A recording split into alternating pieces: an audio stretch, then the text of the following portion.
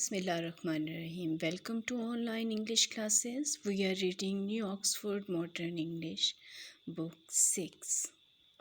Students, today we are going to read page number 10 of the story Nicobobinus. You are going to recall the story. You are going to read it on daily basis so that you can keep it in your mind. I am going to continue reading. I must get help, said Nicobobinus to himself, and he began groping. Groping means search blindly around in the blackness. Find another way out. When he found it, however, his heart sank. The only exit appeared to be a narrow gap down by the floor, no more than a foot high. Now Nicobobinus was in a well, and the man was laying there dead, but he was taking breath. So what did he think? He thought to help the man. So he searched around the blackness, but what did he find there? That the only way to exit, the only way to go out of that well was only a narrow gap, and it was no more than a foot high. I can't squirm through that in the pitch dark, he said to himself. But at that very moment he heard Rosie's cheerful voice saying, "You can do it." Now the gap was narrow and he can't go through that in the dark pitch. But one voice encouraged him. The voice was his best friend's Rosie's voice, who was saying, "You can do it." Nicobobinus span round, he moved round, and there, to his immense mean extremely large or great surprise, but to his surprise was nothing. He looked around, but there was nothing. No Rosie, no anybody. There was nothing. No Rosie, no anybody. "But I don't know if it leads anywhere," he said to the voice in his head.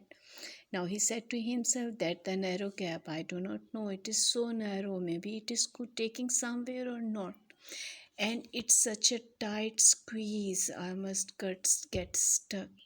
Another thing come in his mind, that he may get stuck in that gap. He didn't hear Rosie's voice again, but he knew that it would have said, and that was how he found himself wriggling down a narrow passage of stone in pitch dark. He squirmed, he wriggled there in the black for a long time, and the tunnel got narrower until he could hardly inch along it. "I'm going back."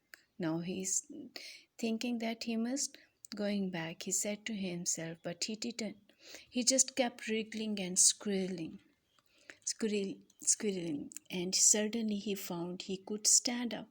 Now he was on a way in the narrow gap, and suddenly he found himself that he could stand up. He took a pace. Pace means a single step to move forward.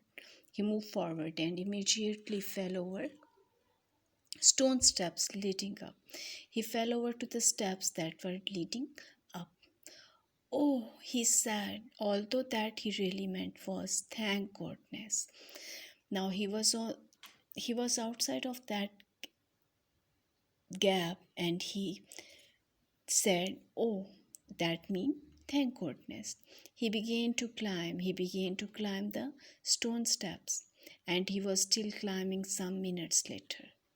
"It must be a tower," he thought. He thought that he's climbing the place. It is a tower or the grandest house in Venice. But at very moment he saw a crack of light. He stretched out his hand and found himself touching a catch that clicked softly in the dark. A panel suddenly slid open, and Nicobobinus stepped through into the most amazing room he had ever seen. Now, what did he reveal? That he was in the most amazing room he had ever seen. So, students, this is our reading of page number 10. I'm going to tell you the activities that you are going to do after reading this page. The first one is match each word in column A with its meaning in column B. You need to use your dictionary to do these activities. The words are given here and its meaning are given here. You are going to find its meaning and match it. Next activity is very interesting. Put the words in the correct order. You are going to put the words in correct order.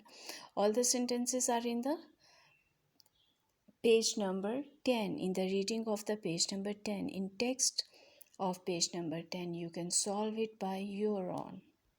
Now there is another interesting activity. Circle prepositions in each group of words. In each group of words there is preposition and you are going to circle only prepositions. So this is our today's lecture. Goodbye. Have a nice day.